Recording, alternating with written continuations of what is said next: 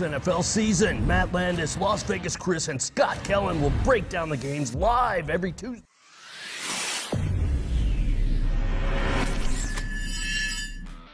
It is finally October, the leaves are turning, temperatures dropping, football weather is here. The Cincinnati Bengals are 3-1 after a thrilling comeback victory to start week 4. They're in second place in the entire AFC. Titans taking on the Jets as week 4 begins for NFL, and the Chiefs taking on the Eagles. May sound shocking to say, but the Chiefs are looking for an opportunity to go back on track a little bit early on this season as they've struggled. Our BetUS NFL team looks ahead to the remaining 15 games on the schedule coming up next.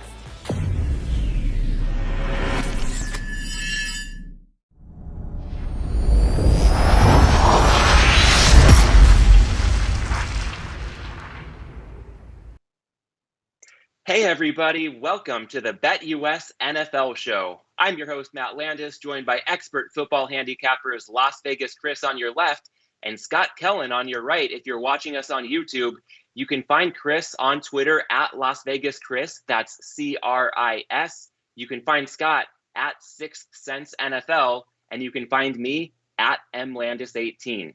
This is our Week 4 pick show, and Chris, Week 4 is off to a good start after another primetime nail-biter to start the week last night, just like we drew it up. The Bengals didn't lead until time expired, but their leg in our teaser still came home. Yeah, it was. I don't usually like to play the Thursday games, and it was another one of those games that just makes you pay for playing it, and just you curse out yourself for the whole game, and somehow you squeak out the first leg of a teaser, and you're just good to be rid of that game. It was nice to see Burrow come back and do well, and Jacksonville did well for the first half. So little optimism there for both teams. I think Cincinnati's defense is better than people think, and as long as they stay healthy, they're going to be a team that's going to cause a little bit of a headache for people. Yeah, and Scott, you weren't here with us on Tuesday to get down on that Bengals teaser. I'm not sure that you would have even had you been on the show. But that said, you're probably still having a better week so far than both Chris and myself. Hey, well, first of all, I appreciate TA coming on. And for people who don't follow him, he's a great follow. So do that. He'll be very helpful. And yeah, I was down in Cabo. And, Matt, you don't not only get pick advice on this show, but I'm going to give you a little advice from going to Cabo. 2 things. Apparently, you're not allowed to bring 2 laptops into Cabo. One's the maximum, so you'll pay a fine. And second thing is pineapple juice. I learned from a couple of friends that we met from Michigan and Ohio. Pineapple juice is a wonderful chaser with tequila. I highly suggest you give it a try, but be careful. You might very easily drink the whole bottle of tequila with that chaser. So that's my advice, and the rest of it will be all Picks advice. So I just feel bad for you that you're just figuring that out now.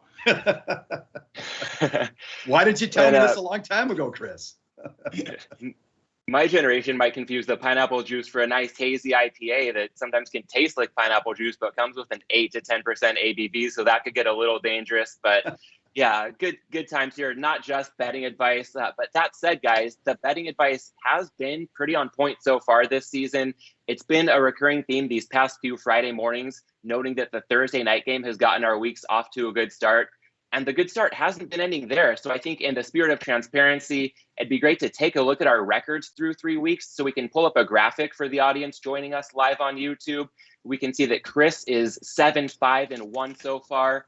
I'm 6-4-2. Scott, 5-3-1. So a few pushes there, but basically each of us 2 games above 500. Collectively 18-12-4. That's 60%. And guys, that sets the bar awfully high, but we'll certainly do our best to keep it rolling. Scott keeps getting pushed around everywhere down in Cabo with the games. Hey, it's been a good start. And, for me, the first couple of weeks, you try to do your homework on what you think teams are going to be coming out of the gate. And you just hope that you're kind of right with your guesses, if you will. And now I know Chris has spoke about it. The metrics kick in for him. They kick in for me even more so next week. So looking forward to hopefully we can, give good volume and continue the success and pick it up from where we left off here the last 3 weeks. Yeah, I had some goofy stuff. This is like Christmas for me.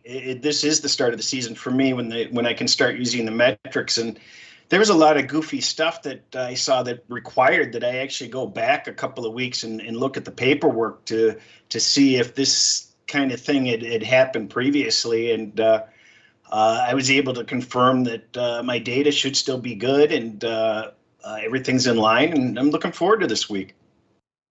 Yeah, well, to that end, today we'll go ahead and break down the rest of the Week 4 board right here at BetUS, where the game begins. And a quick note that the lines are often moving as we speak on Friday mornings, so we'll stay on top of any market activity and maybe even fire in a live bet or two ourselves as we record this. A couple housekeeping notes. If you're joining us on YouTube, you know the drill. Go ahead and give us a thumbs up, subscribe, jump in the comments. Let's have some fun with this. And before we kick things off, make sure to sign up today if you haven't already at BetUS and use the promo code NFL2021 to claim your 125% sign-up bonus. For more information, check out the link below this video. And on that note, guys, let's dig into the Week 4 slate. Starting with the Sunday early window, let's talk Washington football team traveling to Atlanta to take on the Falcons. Washington currently laying one at a juicy -120. Total at 47.5. And Chris, you've got a side in this one. Yeah, I like bananas. I'm going for the banana in the tailpipe with the Redskins again this week. On Tuesday, I had to call an audible because they were going to be my trending down team after the way they showed up. And when my metrics were printed out, unfortunately, I realized that they weren't quite as bad as they looked. They're in comparison to Atlanta. And so I couldn't very well on Tuesday make it my team going down and then come back on Friday with a play on them. So that's why I audibled out. But Washington's getting healthier. Samuel should be ready to go. Heineke had real problems last week. He didn't have time to throw. The receivers were covered like blankets. And it was just tough. And Atlanta's got one of the worst, if not the worst, pass rush defense. Heineke's going to have time to throw. He's going to have more people to throw to. And this Atlanta, I don't know what's wrong with Ryan. I mean, I love that guy coming out of Boston College. And he just seems to underachieve. But, boy, he's just dropping like a lead balloon this year in performance. And they're not getting anything out of their offense this year. So I think the Redskins defense will be a little bit better. I think they'll score a few more points. And I favor the Redskins in this game. In fact, Atlanta's got the number one worst scoring decline of -9.1 in relation to what it was before. So it's just atrocious. Yeah, and Scott, no bet for you on this one, but you are leaning with Chris looking at Washington. Yeah, and I'm kicking myself. There was a couple +1s. I think on Monday, I would have loved to take in Washington. I would definitely take Washington as a dog. And Chris hit on it. Samuel's coming back.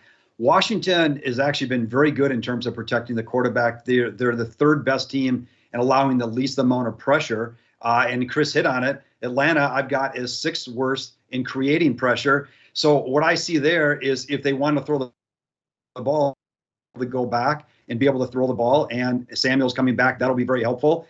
And, as bad as Washington's been, they're actually, by my measures, 8th best in success rate, and Atlanta is 4th worst in success rate allowed. Again, kind of just all playing into this. One bright spot for Atlanta here potentially, A.J. Terrell looks like he's going to come back as a cornerback. He is the 11th best cornerback right now in terms of fewest yards per coverage snap allowed. So they'll get helped a little bit in the secondary there. But I think this is a big advantage for Washington. And Chris said, this Atlanta offense has been horrible. When Matt LaFleur came to Green Bay, and Green Bay was 13-3 that first year, their passing offense was actually average that year. So maybe it's something about Arthur Smith just getting the offense going, and maybe this is going to take a little while to get going. But right now, they are not good. Yeah, and I'll go ahead and lean with Washington as well. One more point that I'll add would be something TA touched on our Tuesday show. Washington's had some brutal third down luck on both sides of the ball so far. So a little positive regression for them on third down could go a really long way moving forward. Moving along, I think let's get into our next game, Detroit at Chicago. As the Lions travel to take on the Bears, we're currently saying the Bears as a juicy 2.5-point favorite. Total at 41.5. That's a pretty low number. But Chris, regardless of the record, your Lions have been competing this season.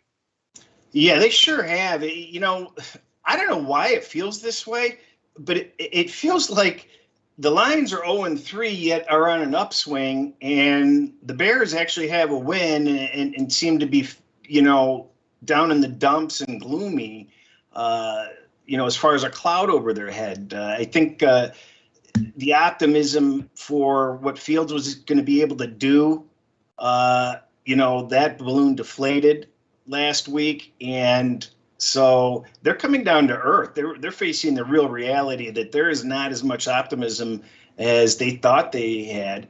And Detroit, coming off that chip shot 66-yard field goal loss, is going to recover fine. They had no expectations this year. They're playing hard. They finish every game. And that's what you want out of a team is a team that's going to make, maximum effort. So I would, as a Detroit backer on this game, I don't want to see Fields because he's too unpredictable. And if he breaks containment against Detroit's defense, that guy could run wild. So kind of hoping that we get one of the old fogies in there to cover a quarterback. I think it might be easier for them to manage. But Detroit's pass defense is unbelievable. I don't even know what the numbers are. I think they're giving up double digits per play last time I checked. So both of these teams are playing at over three points lower against the closing total than they were last year. So that's why this total is so low. It probably will still the game probably will go under. But I lean Detroit in this game. Yeah, and Scott, Chris, and I have now both touched on it. That total pretty low at 41.5, but in your eyes, it might not be low enough yet. Yeah, I lean a little bit under on that too, Matt. And Chris hit on it. I've got a lot of good situations on Detroit or going against Chicago here. I may still play Detroit in a teaser. The thing I worry about is Detroit's about a yard per pass worse than average throwing the ball. Chicago's about a yard per pass better than average throwing the ball. So that could make it difficult for Detroit to move the ball. The Bears have been absolutely horrible throwing the ball. They're almost 3 yards per pass below average throwing the ball. Thanks to that, I think they had 1 net yard passing last week when you factor in the sacks. But Detroit, as Chris mentioned, I'm looking here, they're giving up 8.8 yards a pass to a schedule of teams who only average 7.1 yards a pass. So they're 1.7 yards a pass worse. So what will be interesting for me in this game is, can Justin Fields get it going against a very soft pass defense that's been really hurt, by the injury bug? If they can't, then, geez, who knows if there's any hope for Chicago. But that's the one thing that worries me a little bit. If I did anything here, I'd consider Detroit in a teaser. I'm just worried about their defense, and maybe we get a little bit better effort out of the Bears offense just playing this team. And the other thing we pointed out in the preseason stuff, Chicago last year was very good against bad teams, very bad against good teams. One of the reasons we went against them last week. Now they did beat Cincinnati, who was 3-1. So, we'll see where Cincinnati goes the rest of this year. But that's the other thing that kind of just sticks in my mind, that, maybe they can take care of a team that's an inferior opponent potentially. Yeah, well, you mentioned being curious to see whether Justin Fields can get it going, and we're not even sure if he's going to get that chance yet. So to that end, I lean with the Lions at the current number. I think at +3, -115, that might warrant a small bet. But with that Bears quarterback situation to be determined, you guys have touched on it. The offense was simply anemic last week. Fields didn't look ready, and neither did Matt Nagy, frankly. And as a result, that Bears defense was on the field for 40 minutes and almost 80 snaps. So I think they might be pretty worn down before this game even kicks off. And surprisingly to me, whoever Chicago starts at quarterback, Detroit looks like the team with the better quarterback and the better coach heading into this one. I didn't see that coming at any time this season, but it appears to be the case as soon as week 4. On that note, we can move on to a game where we will have plenty of action here. Let's talk the Titans at the Jets. Tennessee currently laying 7 at reduced vig, -105, total 44.5. And the under has been pounded throughout the week. That makes this point spread loom a little bit larger. And Scott, that might be related to the side you're taking in this one. Yeah, I like the Jets here, Matt, +7. This game kind of hasn't. Now there's the quarterback is different for the Jets this year that I felt a little bit more comfortable with last year, but this game has an eerily similar feeling to when Cleveland went to New York last year, and Cleveland's receiving core was decimated because of COVID, and now A.J. Brown looks like he's out. Julio Jones could be out possibly. The Jets from the line of scrimmage have not been horrible this year. Where they're getting killed is because of all the turnovers. But they're, I won't say average from the line of scrimmage, but they're not bad. And Tennessee is 27th in the league in allowing the most sacks, maybe some of that from week 1 against Arizona. The Jets are 8th best in the league in generating pressure. Now, the same thing is true for the Jets. They're awful in terms of allowing pressure. Tennessee's actually been pretty good in generating pressure as well. But the other thing here is Tennessee wants to run the ball with Derrick Henry, and they've been about average running the ball this year, and the Jets are about average defending the run. So I don't know that Tennessee is going to have a ton of success being able to run the ball, which is really what they want to do. They're potentially down some key receivers. The Jets possibly were going to get back Jamison Crowder this week as well. There's been talk every week that he's going to come back, but it sounds like that might be a reality this week. And then on top of that, we've got a couple decent situations on the Jets here. The Jets have scored under 20 points the last 3 weeks. And in a NFL, that's a pretty good contrarian situation that works very well for those teams that have not scored well. You ultimately just start getting extra value in the line. And I think we're getting that here. I make the Titans maybe about a 6-point favorite here. And the Jets were shut out last week. That puts them in a very good situation. That's 49, 13, and 3. And the Dolphins had qualified in that situation last week. So we've got some good situations, a little bit of value, and a team that I think matches up fairly well in a line of scrimmage. I think this is a live play with the Jets. Yeah, you're talking about 20 points in 3 straight games. They have 20 points total in the 3 straight games. Yeah, right. Yeah, and even with all that, I know it can be a bit nauseating, but I'm with you, Scott. I like the Jets here. I think TA was early when he took them plus 7.5 on our Tuesday show. For a slightly reduced wager amount, I still think the 7 has plenty of value. And the key for me is I think this is when we'll see a different side, finally, of Zach Wilson and that Jets offense. It's been a brutal 3-game stretch to start the season, and I think the Titans defense could be a bit of a respite for the Jets, especially if linebacker Bud Dupree can't go. He hasn't practiced yet this week, so his status worth monitoring. And on the other side of the ball, the Jets are going to miss the presence of safety Marcus May. But again, like you said, Scott, if the Titans are without A.J. Brown and Julio Jones, that could make a pretty big impact on their offense. And Chris, let's kick it over to you. Any chance that our first unanimous side on this show this season could possibly be the New York Jets of all teams?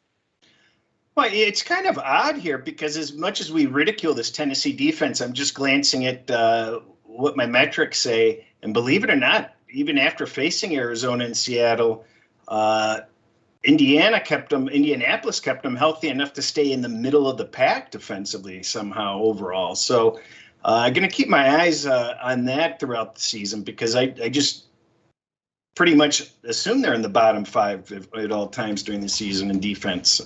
But the Jets have faced 3 really tough opponents, and they may have came away with no wins and 20 points, but they've done some things very well. I have them up all the way at number 11 defensively in the league. So not only that, but they've improved their time of possession almost 5 minutes a game, which makes a big difference if you can keep your defense off the ground or off the field and you're actually utilizing your offense. So I think it's a really tough spot with the injuries we're talking about with Brown and Jones. And you just can't lay 7 on the road to a desperate home team like the Jets that actually have a lot more going for them than you would think. So, yeah, I like the Jets. We'll make it unanimous. Hey, I just want to just a couple things Chris said there, which I thought were great points. So I'm looking here. I've got Tennessee. They've allowed 6.1 yards of play to a collection of teams that are averaging 6.3. So kind of to Chris's point, they've actually been slightly above average on defense, and they're a little bit above average defending the pass. But what's really surprising with them is they're 0.9 yards per pass below average throwing the ball, which we've always thought was a strength for them. Now, maybe some of that's coming because they're getting pressure, they're getting sacked, and that takes away from the yards per pass number. And the other thing Chris hit on, the Jets, yes, they're only averaging 4.3 yards per pass, which on the surface looks horrible. But the three teams they've played on average allow 4.6 yards a pass. So they're just barely below average throwing the ball. So it's part of this is just a schedule. And, I think this is a good opportunity for him this week when you start to see the numbers from that standpoint. Yeah, with this being our first unanimous play of the season, I feel like going in on the Jets together, we're either going to feel really smart or really silly collectively come Sunday afternoon. But we can move on because it's an action-packed week. So let's talk the next game on the board. Cleveland traveling to Minnesota. The Browns currently laying 2 with some extra vig, total 51.5. And Chris, another side in play for you on this one. Yeah, I like the Browns here. Cook's been banged up. Even if he plays, he's just not going to be 100%. And I think Stefanski has that Minnesota connection. Obviously, he's going to come to play. He's going to take this game seriously. He has to. Minnesota schooled Seattle last week. So is Minnesota better than we thought, or is Seattle worse than we thought? We're going to know some of those answers after this weekend. But I think this is a great chance for Cleveland to get on track against a defense that they can move the ball on. And they just don't seem to be firing on all cylinders yet. So they're just a better team than they've shown so far this season. And Minnesota is just too flawed and just too many holes. So it's not one of my stronger plays, but I show that anything less than a field goal is showing value. Yeah, and Scott, I think you and I can understand where Chris is coming from. We don't have a bet yet in this one, but how do you see this game unfolding? Well, I am going to take the Vikings in a teaser here, and I know where Chris is coming from here. If I want to support Chris's point here, I'll say, Cleveland's about a half yard better than average running the ball. Vikings have been about a half yard below average stopping the run, so Cleveland should be able to move the ball on the ground. And the Vikings, we know, want to run the ball. They've been like 0.2 yards better than average running it, but Cleveland's been very good defending the run. So just there at the line of scrimmage, Cleveland should be able to run the ball. Vikings could struggle a little bit running the ball. Where the Vikings have been, fairly impressive this year is they've actually been very good on the offensive line in terms of not getting pressure on Kirk Cousins. And Cleveland is actually allowing a lot of pressure on Mayfield, and the Vikings are generating pressure as well. They're the 6th best team in the league generating pressure, while Cleveland's 29th worst in the league in allowing pressure. So there could be something there. Greg Newsome, he's the 5th best yards per coverage snap cornerback in the league, and he will miss this game, I believe. So that will hurt Cleveland a little bit in the secondary as well. And then on top of that, I've just got a lot of good situations that apply to Minnesota or go against Cleveland, coming off a big home win, going on the road, laying points. I'm not necessarily comfortable taking Minnesota just getting the 2, but I do think there's a decent chance here they could come in under the number with a teaser. So I'll tease Minnesota as my play with them here. I'd also be looking a little bit at the under.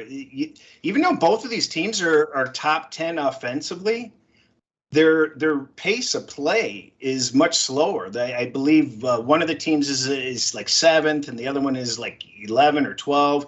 So they're both in the top half of the league for slow rate of play. So they're taking their time. They're keeping their defenses off the field.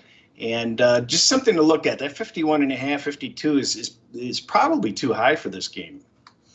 Yeah, and Chris, what you just touched on is why I only lean to the over at 51.5. Initially, I thought I would like it. I mean, we've got 2 very good offenses here. I think the Browns have the better defense, but neither unit's looked amazing so far.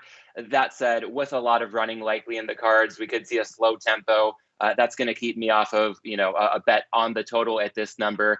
And also, even though Dalvin Cook back at practice for the Vikings, probably not going to be 100%. So I lean to the over, but I can certainly see it the other way. So it's a pass at the end of the day for me on that total. We've had plenty of action on these last couple of games.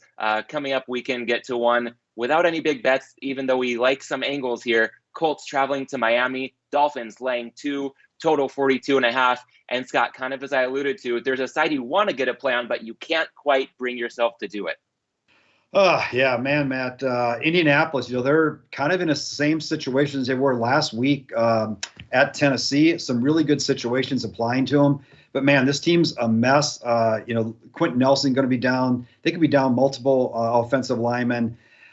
I do lean under in this game, but I don't like to play such low totals under the total, especially early in the season from weeks 3 to 7, I believe it is.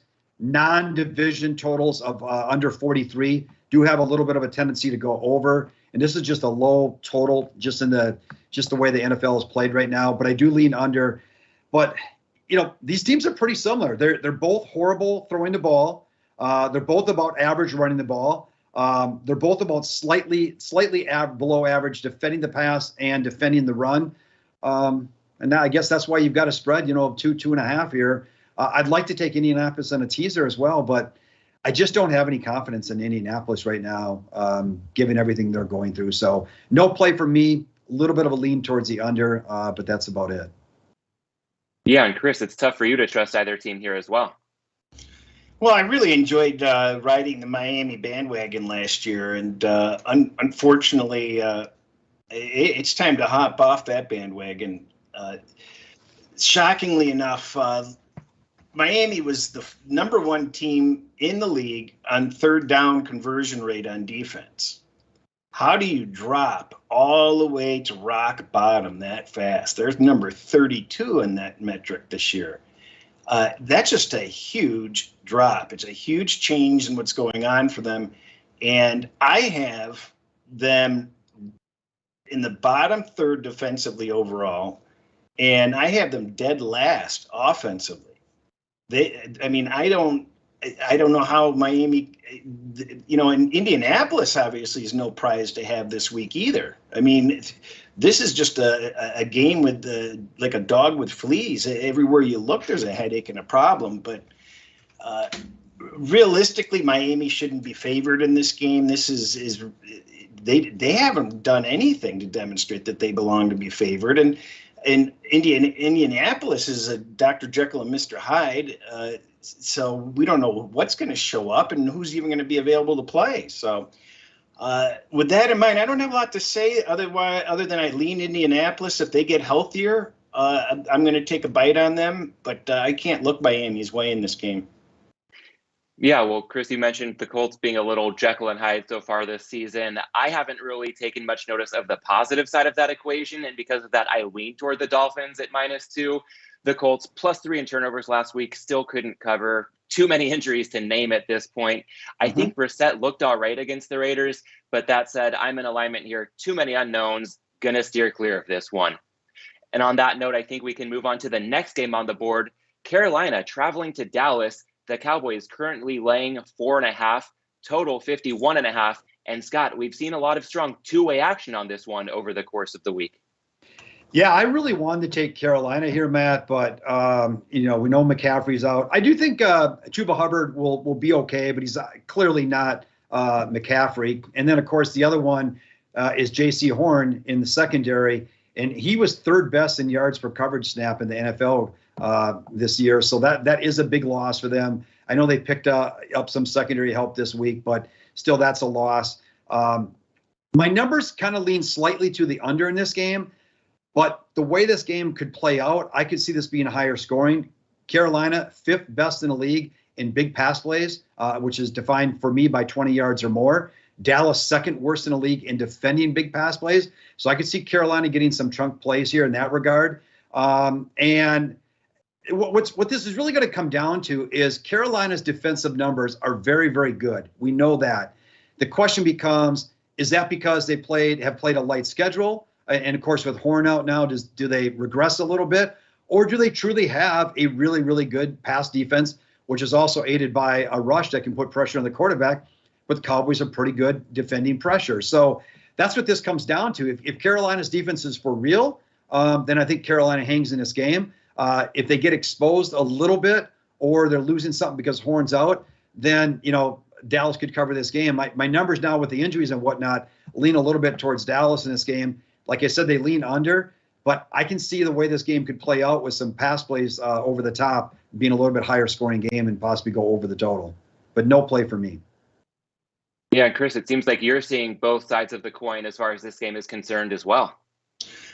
Yeah, and the thought just occurred to me to kind of explain how I view strength of schedule in the NFL. We know in the NCAA it's extremely important, but I look at the NFL a little bit differently. These guys are all professionals, and the gap between the best and the worst teams may not always be as wide as you think. I mean, is the gap between playing a bad team playing their best game really that different than a good team? You can't just look at the teams. There's a lot of other factors that go into determining, and how important it is. So I believe strength of schedule washes out a lot more than people realize, just for some of these variables that you can't really pay, tangibly mark, and so to speak. I lost my train of thought there, but Carolina's obviously played very good defense. They're number one in the league by some metrics. I certainly have them there at the top. And, you can only play the teams that you play. And I believe McCaffrey being out is a big hit for them. I remember them last year. They fell apart and they were paper mache the rest of the year. So that concerns me. But I really like Rule as a coach. I think this team is playing much smarter, much better this year. And I don't know why Jerry Jones had to throw, smoke out there with his comments about Rule. He was considering hiring him and chose McCarthy just because, he thought McCarthy was better. And it's just kind of insulting to Rule. So, another way to motivate the Carolina team. You've got the Cowboys coming off that game that they looked really, really good on a short week off Monday Night Football. And we all know what happens in those situations. More times than not, you come back flat. And the Carolinas got their backs up against the wall. They know they're being undervalued and underappreciated. And I think they have a fighting chance in this game. Yeah, well, not only the Cowboys coming off of Monday Night Football, but the Panthers coming off of Thursday Night Football from the previous week. Yeah. So a pretty decided edge as far as rest goes, favoring the Panthers. That said, I'm pretty neutral on this side. Chris, you touched on it. The Panthers have a soft schedule thus far. That said, we should give them credit for dominating the schedule given to them. My angle on this game is looking at the total, and I'm going to go with the over at 51.5. I will note this line has crossed through the key number of 51 over the course of the week, so it is a smaller bet for me, but I still do see enough value. Again, credit the Panthers defense for manhandling the opponents they've been given thus far, but I think the Cowboys are a marked step up in class. And now to take that on without J.C. Horn and two other key cogs from their week one rotation on defense, I think that might be problematic for Carolina. On the other side for Dallas, their defense has been impressive so far, and I don't want to dodge that. I do think they've been aided by some turnover luck along the way, and that tends to regress over the course of a season. And I also want to give some credit to the Panthers on offense, not just their personnel, but offensive coordinator Joe Brady, I think really doing all he can to maximize Sam Darnold, using more pre-snap motion and play action and passing more heavily on early downs. I see plenty to like about both offenses in this game, especially the Cowboys. And I think both teams should be able to move the ball up and down the field pretty well. So that has me on the over 51.5 in this one. And guys, before we move on, we have a question from the chat that I want to get to. Brian asks, can Dallas escape with a win without having clock management issues? Eventually, this will cost them. What do you guys think so far of the way the Cowboys have been managing the clock in some key situations and how that might work out for them moving forward? Scott? Yeah, I was going to say I have a lot to say. I don't have a lot to say, but I'm pretty strongly opinion on this. What McCarthy did at the end of the first half in that game, it is just inexcusable. He had another possession that he could have grabbed hold of and used. You only get 10, 11, 12 possessions in a game. And I go back to the year that Jacksonville played New England in the AFC Championship game, and for the most part dominated that first half. And right at the end of the first half, New England scored. Jacksonville got the ball back with 55, and they were still up in the game. I forget how much, maybe 4-7 points. 55 seconds left and 2 timeouts, and they took 2 or 3 knees and went to the halftime. That was the worst mistake in the world, because I guarantee you at the end of that game, and they lost that game, I believe, by less than one possession. If you can go to their coach and say, hey, we're going to give you 55 seconds, 2 timeouts, and the ball at your own 40 or whatever it was very good field position, he would take that in a heartbeat. And he gave that up at the end of the first half, just like McCarthy gave it up. Now, it didn't matter in that game on Monday night because they dominated that game. But against a good coach and a good team like Carolina and other teams like that, that will come back to haunt him. That is 101, absolutely inexcusable. He can't even defend his position on that. He was happy where they were at halftime. Please, that is just an idiotic statement, in my opinion. Yeah, I think he's basically he's past his prime. He's demonstrated it for years that he's past his prime, and they're going to have to win despite him. I don't understand how they keep getting these coaches that have blatant failures and flaws. It's just inexcusable. Yeah, and I'll add something that I heard to show the other side of things here. One of the sharper minds I know, a friend who also happens to be a Cowboys fan, noted that he actually didn't have a problem with that situation because in his eyes, the Eagles' best offense in the game to that point had been having their defense on the field with the Cowboys pinned deep in their own territory. Obviously, they had Fletcher Cox recover a fumble in the end zone. But to your point, Scott, about McCarthy saying he was happy in that situation, I think you'd be a whole lot happier if you could try to get another score on the board going into the half. And in the first half in that game, the Cowboys were on the field pretty much the entire time. And by not taking that last possession and the Eagles getting the third quarter kickoff, there was a chance that despite all that domination, they would have been up by less than a touchdown the next time they saw the ball. So, of course, the result was great for Dallas. I don't want to belabor the point too much, but I do agree that in the long term, the process tends to mirror the result. And that's a pretty questionable process any way you slice it, in my view. Well, and I'll just add one other thing on that real quick. If memory serves me right, they could have taken a timeout after second down. It was going to be third and long. I get when teams don't want to take that timeout because you might ultimately give them a chance to pick up the third down and then get a first down and start going. But after the third down was done, there's just no reason in my mind to not take the timeout. But yeah. All right. Well, I think that covers it pretty well. That's probably as close to a lot of the mainstream conversation as we'll get. But I think it warrants discussion. And thank you for the question, Brian. Let's move on to the next game on the board and talk Giants Saints. New Orleans currently laying a flat 7, total 42. That under has been hammered over the course of the week. And Chris, you touched on a Jekyll and Hyde team earlier. I'd say the Saints have been a little Jekyll and Hyde this year. We've got some teaser exposure on them tied to the Bengals last night. What's your current read on the Saints?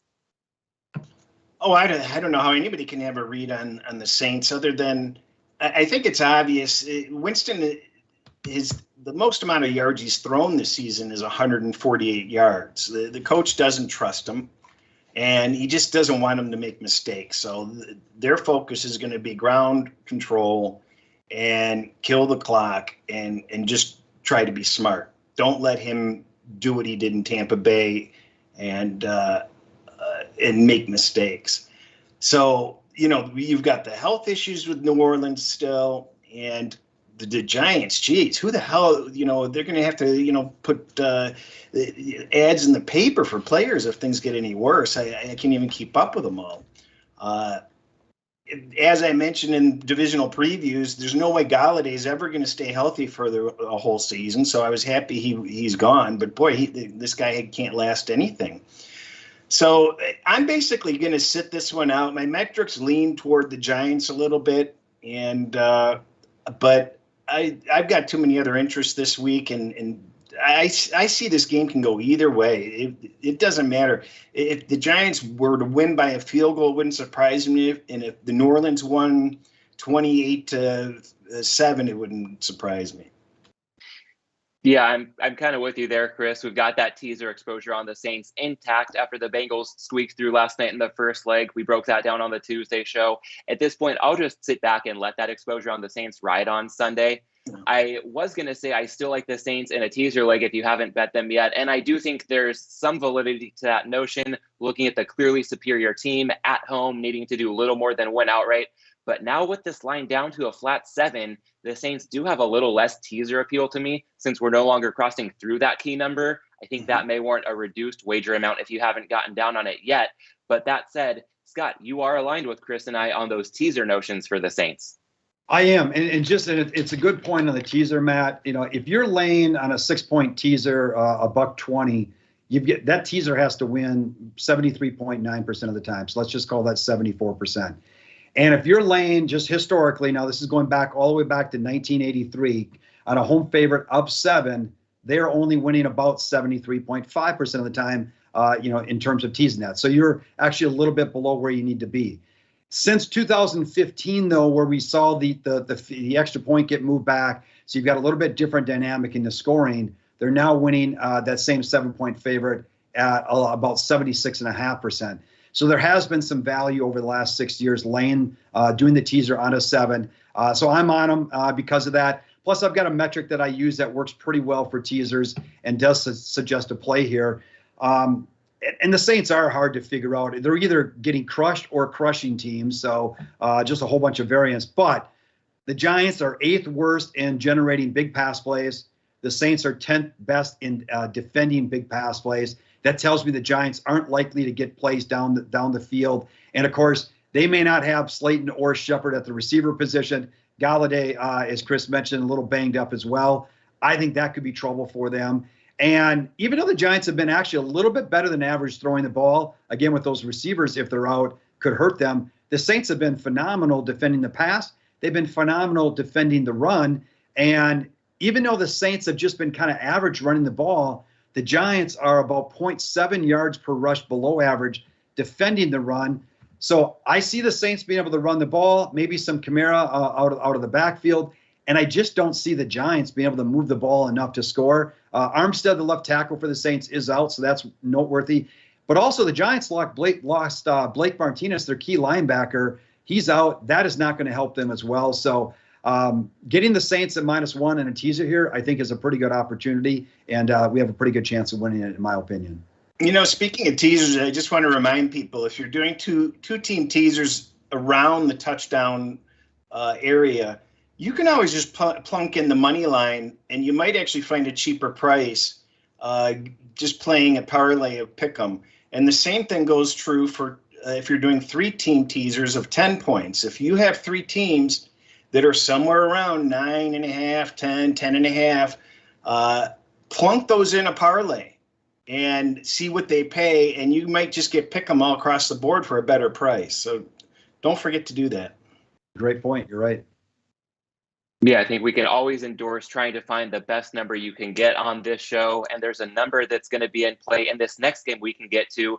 Let's talk Chiefs, Eagles, Kansas City heading to Philadelphia. The spread currently, this graphic is listing different numbers for each team, but I believe BetUS has the Eagles at a heavily juiced 7 and the total at 54.5.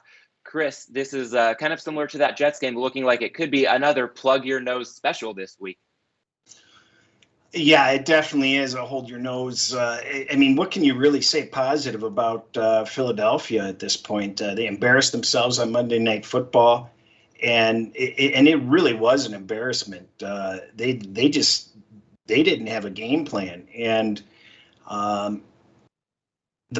when you see Hurt, he's got all that time to throw, and he doesn't seem to be able to do it when he has time to throw or is in the pocket. He seems to do better when he's on the run. So, that's a strange thing about it. But this Kansas City team is not the same Kansas City team that we have given such a great reputation to. I think I said it last year about Kansas City. When are we going to believe Kansas City is what the stats say they are instead of believing they are better than what they're doing?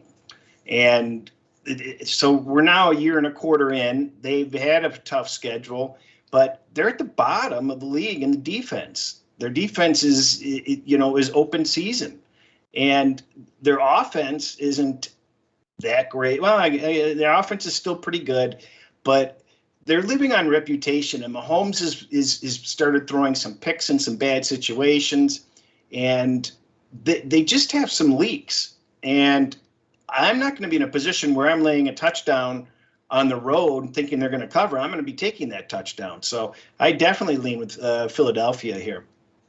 Yeah, and one quick follow-up question for you, and I'll confirm there was a little confusion with the graphic, but I just checked the current line at BetUS does have the spread at 7.5. It's a juicy -130 for Philly, +110 coming back on the Chiefs. And Chris, you mentioned their offense kind of going back and forth as to how good they really are.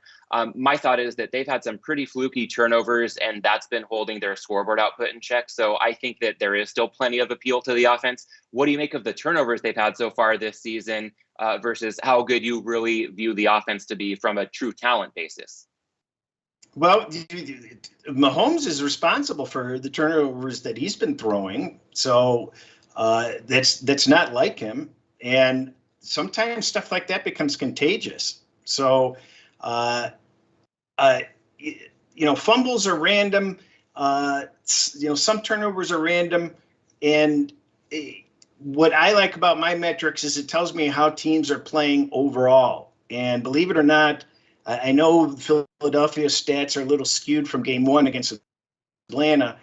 These teams are not as far apart as they're not 7 points apart the way they played this whole season. So, and Philadelphia's got the home field. So it's a full team effort with how I'm evaluating the teams. Yeah, understood. Well, Scott, something that Chris touched on that looms large for you in this one as well, some question marks around that Chiefs defense.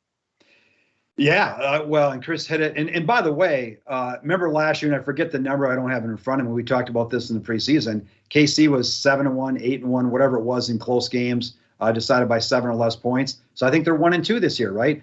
Adding the turnovers. And we talked about a possible regression, no matter how good a team is. Those teams historically over the long haul regress closer to 500. And maybe that's what's really happening with Kansas City. They haven't covered a spread yet this year, which is, again, kind of mind blowing. But to Chris's point, maybe they are who they are. And when we look at it, Kansas City's offense has been very good. I got them at almost 1.5 yards better than average throwing the ball. But Philly's actually been just under a yard better than average defending the pass. So even though Kansas City will have an advantage there, at least Philadelphia will put up some resistance there potentially. And Philly hasn't been great throwing the ball. They're just under a half yard better than average throwing the ball. But as Chris pointed out, Kansas City is a full yard worse than average defending the pass. So again, Philadelphia is going to have a little bit of an advantage there and be able to move the ball. And Philly did not run the ball. We all know that last week. I would not be surprised if they make a more concentrated effort to run the ball. Obviously, keep it out of Mahomes' hands.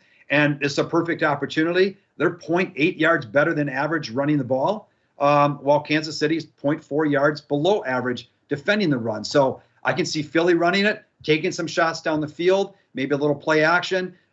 They are down another offensive lineman, so potentially down 3 offensive linemen. But at least Hurts has got some mobility to his game that might help elude that a little bit, unlike a Carson Wentz. So I haven't played this yet. I may play Philly. That's the only side I would look. And I agree. It's very hard to lay points with as bad of a defense that Kansas City is right now. As I look at my rankings, Kansas City is far more mediocre than people would like to believe.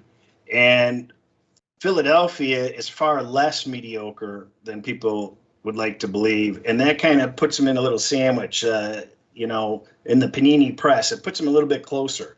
So that's just my observation.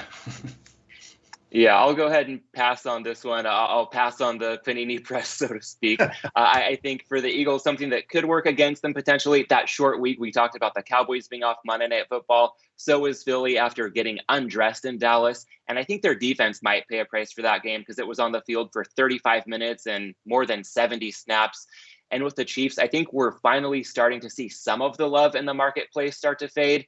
That loss to the Ravens on Sunday night a couple weeks ago, I think was pretty fluky with a late fumble. And they were -4 in turnovers against the Chargers last week, still in that game to the very end, I think with some turnover regression. And maybe I'm seeing a bit more of a talent gap, Chris, than you are between these two teams. I see the possibility for the Chiefs to roll in Philadelphia. But that said, it all comes down to the number. And this one just seems too big to swallow for me. So I'll make it a pass.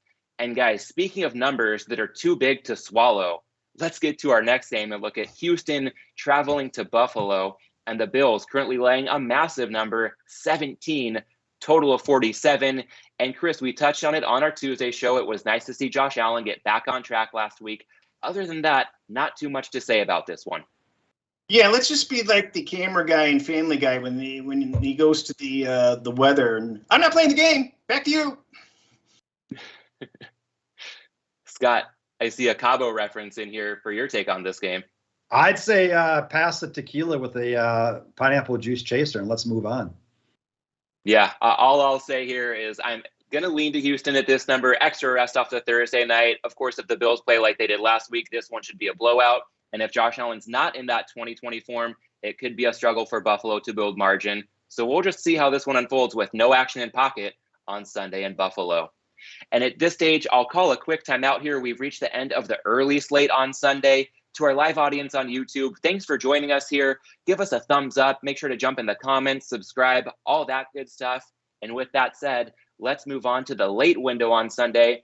A big NFC West showdown.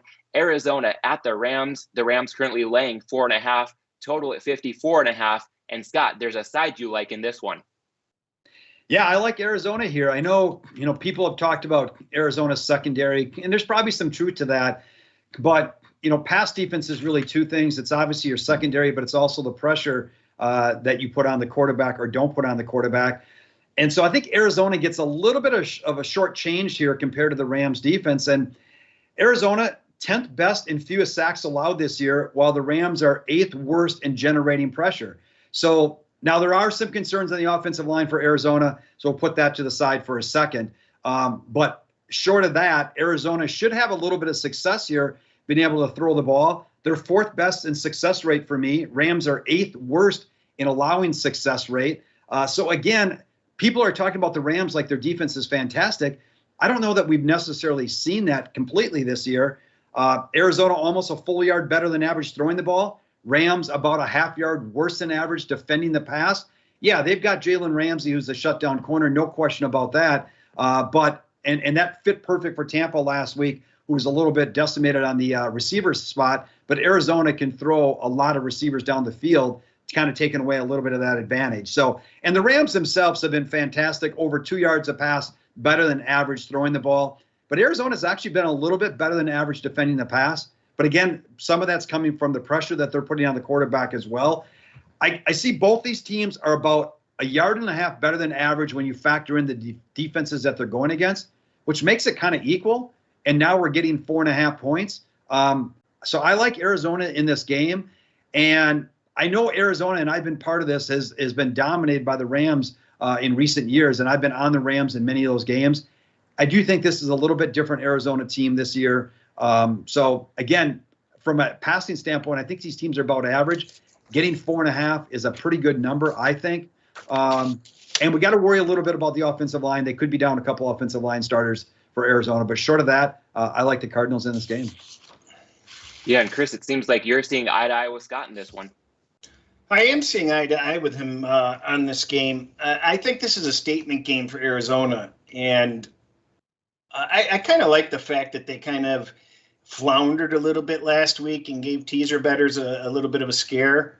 Because you kind of expect that a little bit, because they were off a big game and then look ahead to the Rams. The Rams knocked them out of the playoffs last year. Not that they would have done anything in the playoffs, but nevertheless, Arizona really should want to make a statement here. This is a flat spot for the Rams. The Rams have just come off Tampa Bay. They face Seattle on a short week ahead. If they could possibly conserve some energy, they would. Not that they're thinking about that, but I just think Arizona has enough. And statistically on my models, these two teams are much closer than one would think. And slightly different schedules, and it's hard to factor in fully, but this line doesn't belong at 4. That's for sure. So I definitely lean with Arizona in this game. Yeah, and I'm going to go ahead and make it a lean on my end toward the Cardinals as well. Maybe it's recency bias keeping me from betting this one, getting burned by the Rams last week after betting against them. I thought they looked too impressive to go against right now. I've been expecting some regression from their defense this season. Haven't seen any big signs of it yet. And it's not just what the Rams have been doing right, but I was really impressed by what they didn't do wrong last Sunday in beating the Bucs. No turnovers, only one penalty for 4 yards. And also, Scott, you kind of touched on it. The Cardinals offense might have some issues up front. 3 of their offensive linemen haven't practiced yet this week. So I think that warrants monitoring over the course of the next couple of days leading up to kickoff. From one NFC West showdown to another, let's move on and talk Seahawks 49ers. And as Seattle travels to the Bay Area, we've got San Francisco laying 3 at even money, total at 52. And Scott, you're in play on this total. Yeah, I like it over. Obviously, a little bit of a high total, but I still show a little bit of value here, closer to about 54 points by my metrics. And I think both these teams are going to be able to move the ball through the air. Seattle, the 6th best team in big pass plays, again, 20 yards or more. 49ers are 12th worst in allowing big pass plays. And that could even get worse because we know how banged up they are in the secondary. In Green Bay, they were finding wide open receivers last week in that game as well. Now, the 49ers, they're about 9th worst in generating big pass plays. And the Seahawks have actually surprisingly been pretty good, 9th best in defending big pass plays. So they could limit the 49ers a little bit here, and kind of leads me towards Seattle a little bit as well. But both these teams, when you look at if they're above or below average in either throwing the ball or defending the pass, they both net out to the positive in throwing the ball. So I think both teams are going to be able to move the ball through the air. And Seattle should be able to stop San Francisco's run game. They're above average defending the run in this game as well. Again, a little bit of a lean to Seattle because of that as well. And we've got 3 receivers in this game that are in the top 3rd in the league in yards per route run, in Deebo Samuel for San Francisco, and then Lockett and Metcalf for Seattle. So I see plenty of big plays down the field in this game. And I think there's enough there to get over the total. And, it's funny, it wasn't too many years ago, both these teams really prided themselves on defense. It's just the opposite now. You could question whether either of these defenses are above average right now. And I think there can be enough points scored in this game to get us over the total. Do you have any added information on the calf injury for Kittle? I don't. I saw something yesterday, something to the point where he's going to play because that's just who he is, blah, blah, blah. And I've had calf injuries, and if they're not right, I've sat out I hurt mine playing softball, sat out for a long time, came back, got in the plate, took one swing, thought it was better. Boom, I couldn't even move out of the plate. It wasn't right. So they're tricky. I mean, it's not like a rib where you just tolerate pain. If that calf's not right, it's not right. Right. So, but I haven't seen anything indicating that he's going to miss it. Yeah, I saw something this morning that he's now more of a closer to a game day decision. And from what I understand, there's 2 different types of calf injuries, that are, the primary injuries that you would get.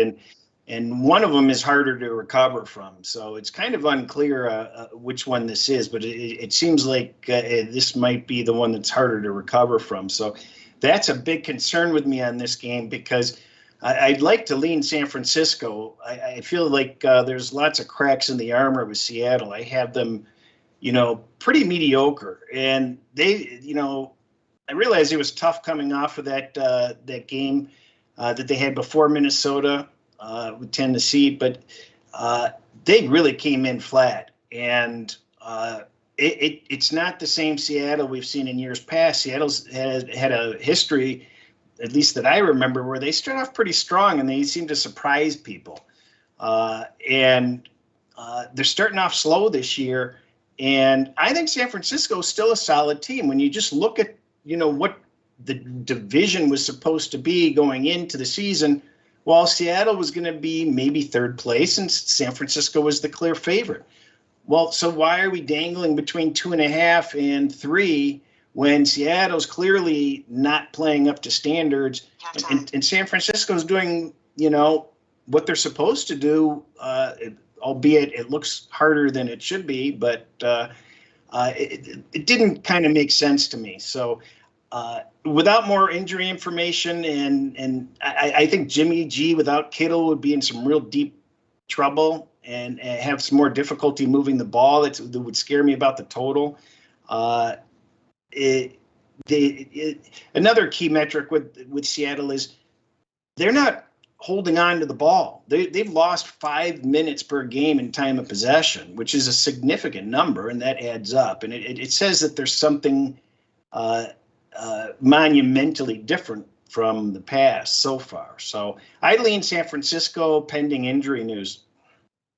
Yeah, I wonder if that Seattle time of possession change could be due to revamping the offense to be more pass heavy. People have talked about letting Russ cook, and if they're not running as much, that could have an impact on time of possession if those passes aren't moving them up the field efficiently.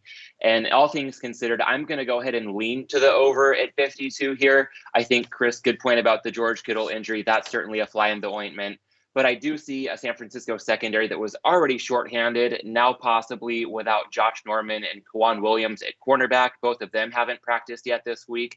Scott, you touched on it, that Seattle defense, a far cry from the Legion of Boom days. But in terms of why it's just a lean, I find it tough to pull the trigger on 52 here when we were able to take Green Bay at San Francisco over 50 last week. This is telling me the market has started to adjust a good bit to San Francisco totals. And also, when it comes to the coaches, Kyle Shanahan and Pete Carroll both have been making some very questionable decisions to punt recently, and punts can be a death knell to overs. So just a lean for me on the over 52 in this one. On that note, I think we can move on from some NFC West showdowns to the big AFC showdown on Sunday in the late slate, and that would be the Ravens traveling to Denver to take on the Broncos. Baltimore currently laying 1 at BetUS, total 45. And Chris, this is another one where we've seen a lot of two-way action. Yeah, we have. And here's an example of a game where I just can't believe my lying eyes. I couldn't jump fast enough to bet Baltimore on teasers, and I thought this line was nuts. You know, I'm thinking, okay, Denver's back from the long road trip. They just got off the Jets, and Baltimore, you know, had the close call. They should come in hungry. Denver's 3-0, and they've played nobody. You know, boy, it just seems laid out on a platter for Baltimore here, doesn't it? The metrics come in, and they tell me an entirely different story. And again, we're in the same situation we talked about before. You can only play the teams that you can play. And I believe when we're really thinking about it, is Baltimore living up to expectations? Are we just, is that another team where we just know what they're capable of and what they used to do? I remember our divisional previews, we were looking forward to them just rolling over teams in the regular season, and then we'll see what they can do in the playoffs. That's not the case. They're not even top 10 offense in my categories, and they're bottom third defense, albeit they had to play Kansas City and took a beating with the metrics there. But Denver has demonstrated too much consistency, and they're taking care of business. Those aren't close games. They're taking care of business. They're playing the schedule they had to play. They're playing in elevation. Baltimore is not firing on all cylinders. What's going on with Lamar? He's been missing days for a couple weeks in a row now, and he was back in practice today, but there's 8 other players that didn't practice today for Baltimore. And I think the wheels are a little shaky with Baltimore, and I'm leaning Denver on this one. Yeah, and Scott, it's tough to make heads or tails of this matchup for a lot of people, and reasonably so, as Chris just laid out. So how do you see this one going? I'm kind of with Chris here. I would take a look at Denver, I think maybe in a teaser role here. They do actually qualify in a pretty good week 4 situation for undefeated teams. That's 16-1.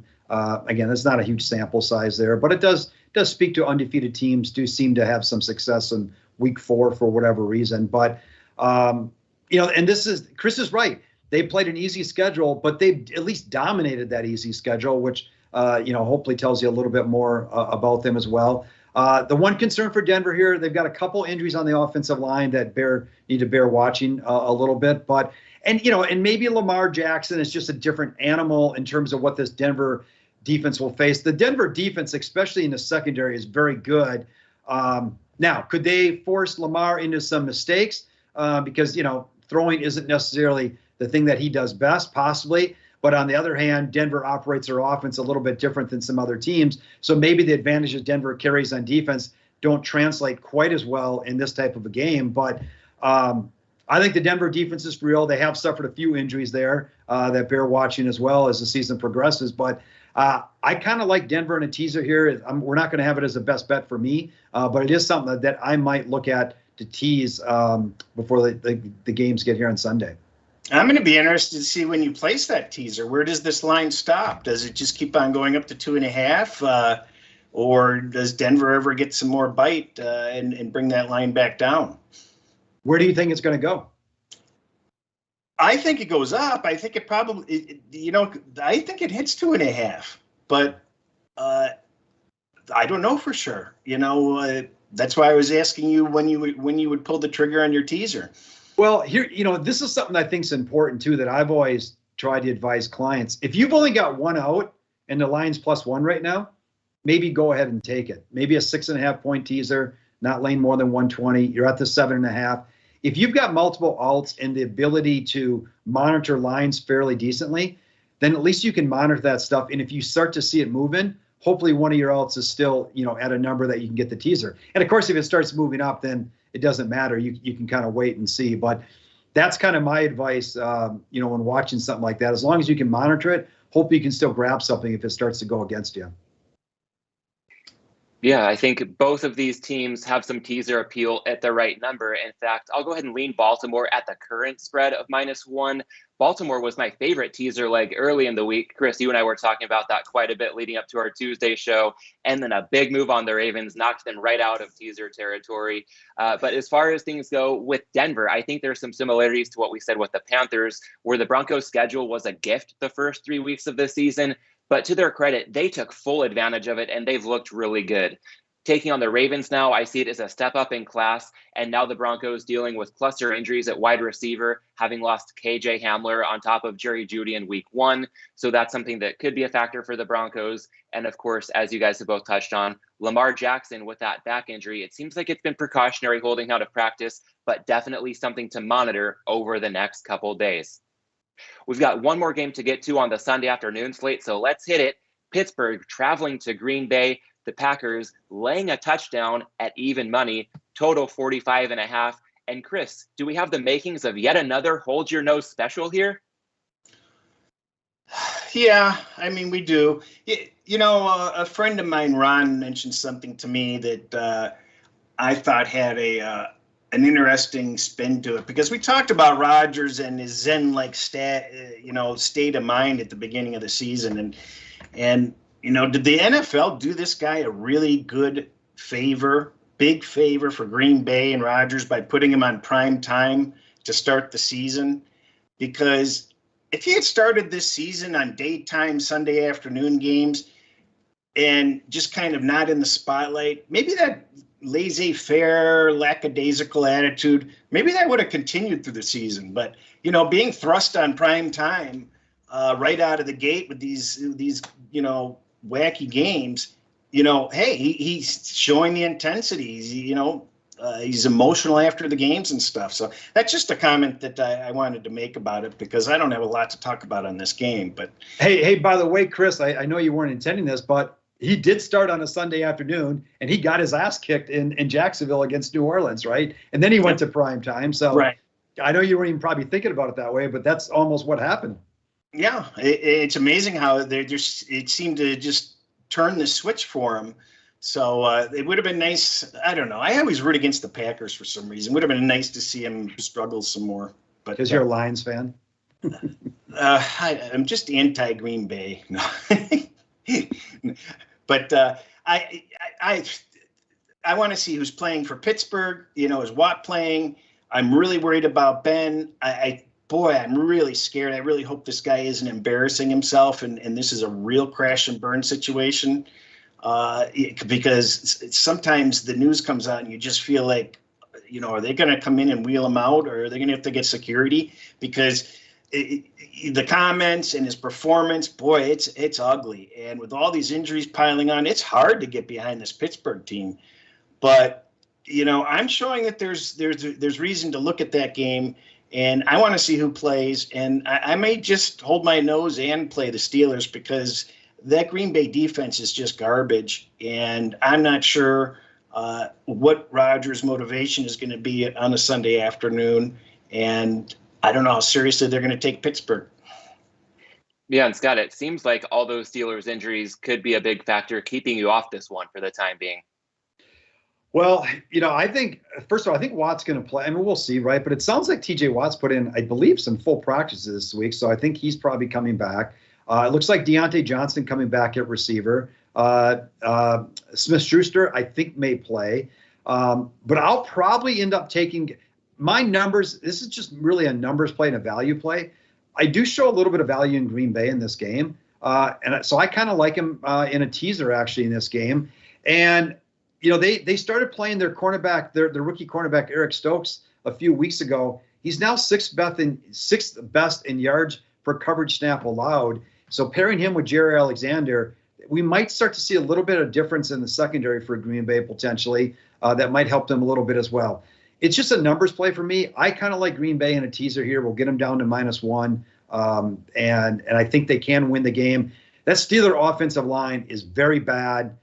Who knows what we got with Ben? And yeah, Zadarius Smith out, Packers defense. I was kind of impressed with what they did last week. I did not expect that necessarily, but I think Green Bay can do enough to come away and get a win in this game.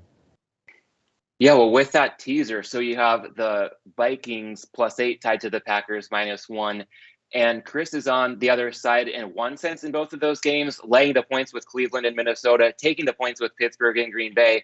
But the beauty of the teaser leaves a wide opening with that quarter of 3 through 7. So both of you could come out winners in these games. It's not necessarily a head-to-head like it might look like on paper.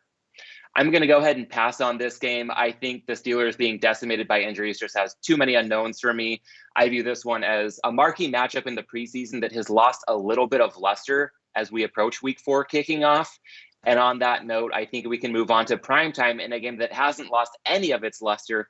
Sunday Night Football, the Bucs traveling to New England. You might have heard Tom Brady making his homecoming against the Patriots. Tampa Bay laying a touchdown, total 49. And Chris, who isn't on the Bucs in this one? I don't know. Very few people. There's a lot of sports books claiming that the ticket count is 96, 97, 98% on Tampa Bay. The liability, the teaser liability, the money line liability for Sunday night could be catastrophic exposure. So it's going to be interesting to see if this game develops a little bit like how a Super Bowl develops, where money line may get way off. So pay attention to that closer if you see some goofy money lines available, especially if you like the favorite or the dog, because a lot of extra value on that money line because they're going to be begging for some New England money by then. I just got notice. I don't know whether it was out before, but Gronk's going to be is basically a game time decision, so he's not guaranteed to go. But I know New England looked kind of crappy last week, but they do stuff okay that people don't see that show up, and Tampa Bay is annihilating an NFL record that was broken last year, and that is for giving up passing yards per game. Now, last year, Atlanta had the record at like 296 or 298, something like that. Tampa Bay's at like 338 a game, I saw today. I mean, that's just amazing. I mean, think about all the years we've been playing, and I mean, that's just annihilating. So you can pass the ball on Tampa Bay. Now, we can't picture Mac Jones getting into some sort of a passing duel with Brady, of course, but it could be raining. It could be bad weather. There's a lot of emotion involved. We don't know where Gronk's going. There's a lot of variables here. And, boy, I'll tell you, you couldn't possibly get more maximum effort from the home team than this game. There's no way I'm laying 7 points with a team that we've already discussed before. Other than the playoffs last year, they look pretty average. They're not playing a top tier team, and that's painfully evident. They're getting way too much street credit, and people think Tampa Bay's better than they are, and New England is worse than they are. And getting 7 at home, and maybe even 7.5, I'll take the Patriots. Yeah, Scott, you might be leaning the other way, but again, in a teaser, so not necessarily going head to head. How do you see this one going down on Sunday in Foxborough? Yeah, I'm with Chris in that I wouldn't lay 7 with Tampa, but I do like him in a teaser. I think I don't want to say a bad matchup because Chris pointed out, this Tampa Bay team is not, they're not at the top of the league right now with the way they're playing. But I think a little bit of an unknown here with New England that, you might not be aware of. They've played first of all, they've only given up 5.3 yards a pass, which on the surface you say, okay, not bad. But they've only played, who have they played? The Jets, Miami, and whoever they played last week. New Orleans. New Orleans, right? Who we know, you've said, Chris, is not throwing the ball. Those 3 teams are only averaging 4.3 yards a pass. Their pass defense is 1 yard worse than average. And if I look at a couple of their cornerbacks, obviously Gilmore's not playing. He's been out. Jonathan Jones and J.C. Jackson, they are 101st and 102nd in yards per coverage snap allowed. And if you look at players who have played at least 50% of the snaps, that only goes 113 deep. So those 2 players in the secondary are near the bottom of the barrel in terms of covering. Antonio Brown comes back. So I think they can move the ball through the air.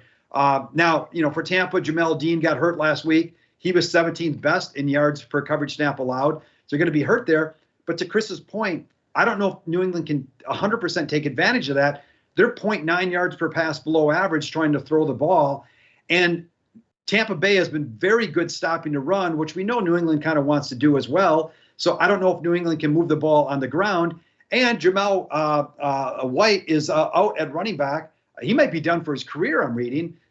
That's a big loss for New England as well. So Chris is right. There's never going to be any higher motivation for New England. Belichick, whatever he does.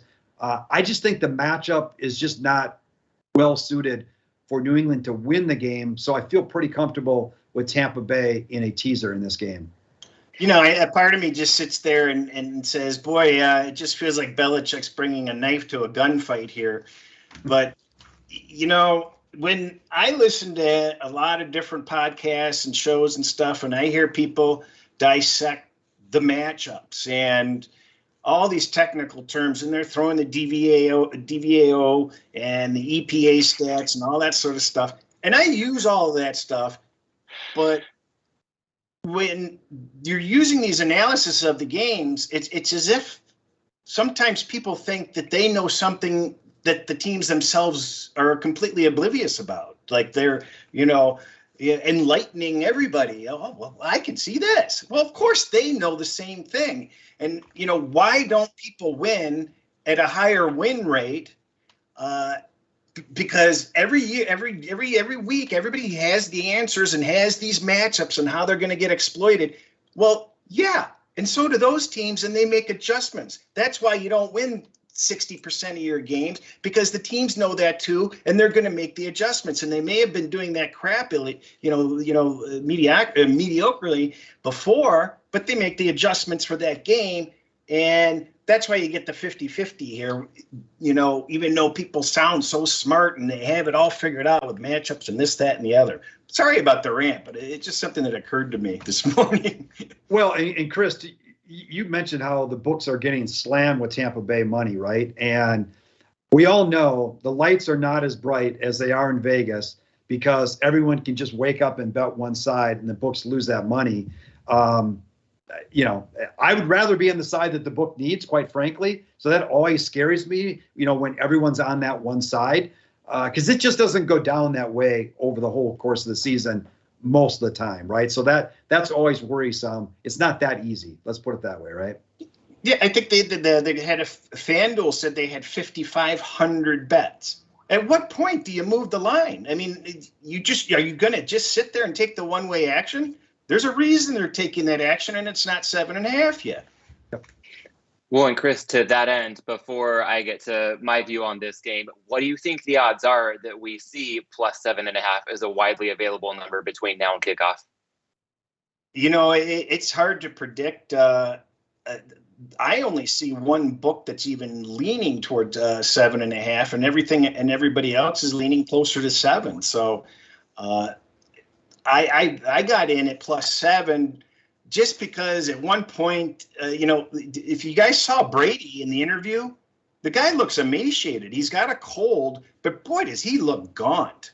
If you haven't seen the photo, he didn't look good. Now, I fully anticipate the cold won't be a problem, and it's just a bad photo of what I saw. But nevertheless, you take a look at that, something's just not right. So I think that they're going to have no choice but to send that line up. If they're smart, they just move the money on it, and you don't see a 7.5. I mean, that's what I would do if I was them. Got it. All right. Well, you touched on Brady there, and we have a note in the chat about rookie quarterbacks not performing well against the spread this season. Probably just not performing too well in general this season. Jerry adding that in the comments. And I understand that, but I think it's built into the number at this point. And so, Chris, I kind of aligned with you on this one. I think this will probably be our most viewed game breakdown of the week on YouTube. And we probably shouldn't read the comments because I can already see everyone pushing back on us, giving New England too much credit here, raving about how much better Tampa Bay is. And I don't dispute the Bucs being the better team or Brady having motivation going back to New England. In fact, even after that Bucs loss last week, you can easily sell me on the case for Tampa Bay as the best team in the league.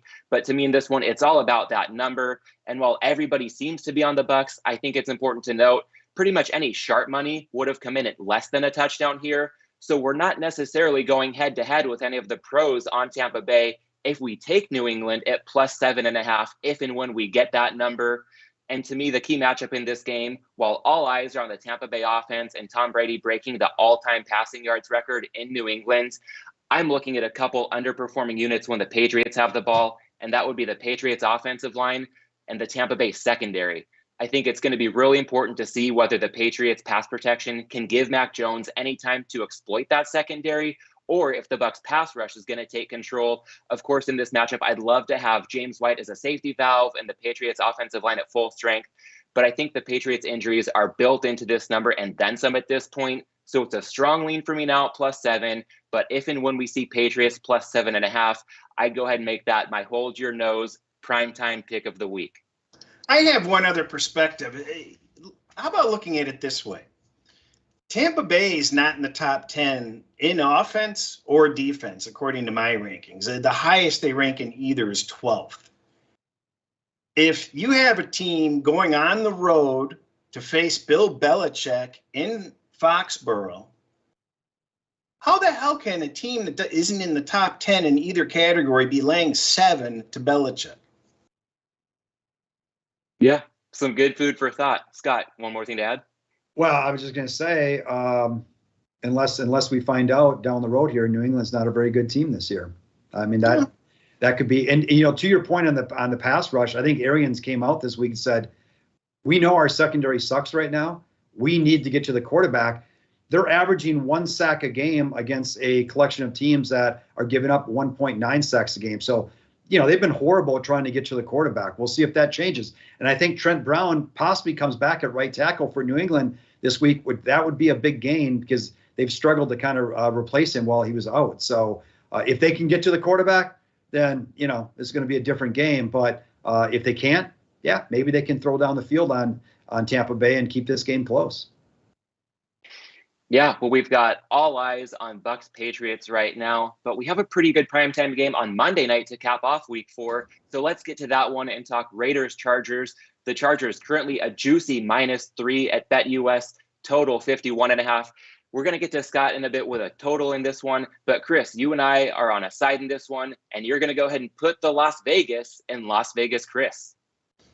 Well, this is an example of how you have to pivot. During divisional previews, I didn't have any optimism for Las Vegas. And you have to give them credit. They are winning games. They're winning close games. And their defense is doing good things. The offensive line that wasn't supposed to be able to protect anybody is protecting.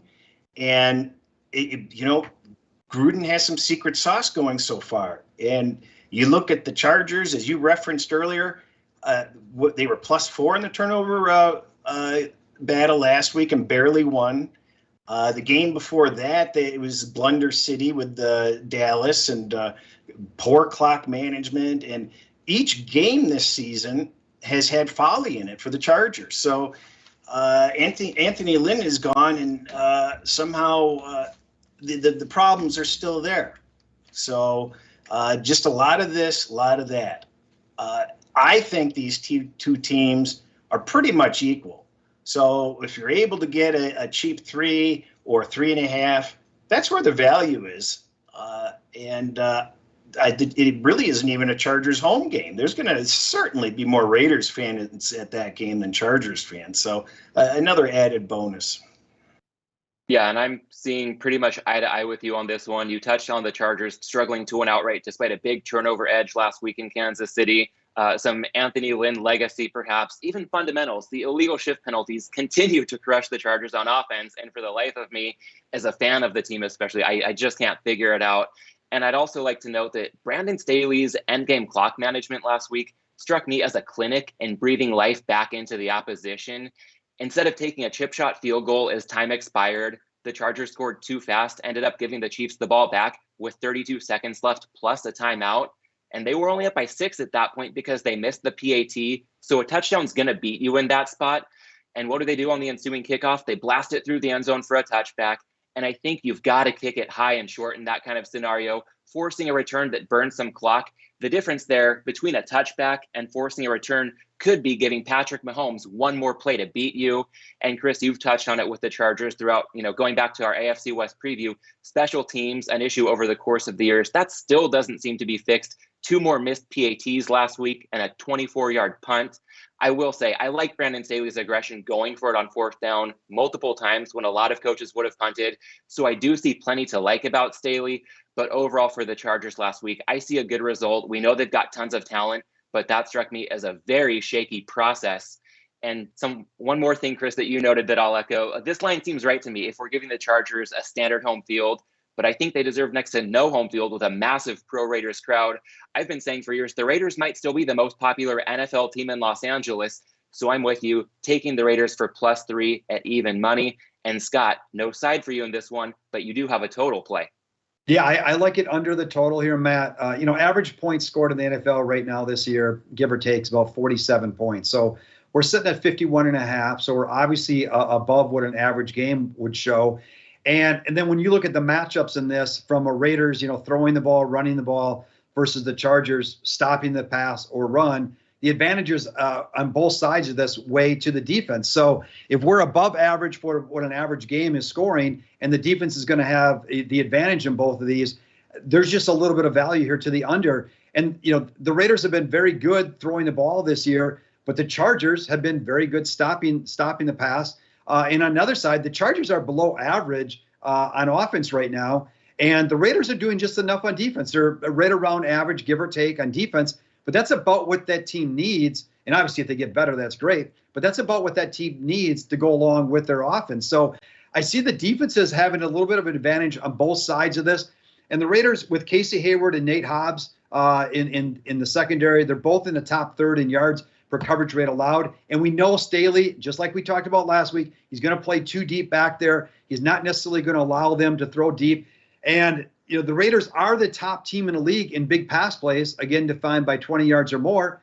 But the Chargers are 4th best in defending that, partly because they play back. And on the other side, while the Chargers are 7th best in generating those big pass plays, the Raiders are 11th best in defending that. So I don't see a ton of huge, big plays getting, big chunks of yardage in this game and making the teams run, move down the field a little bit.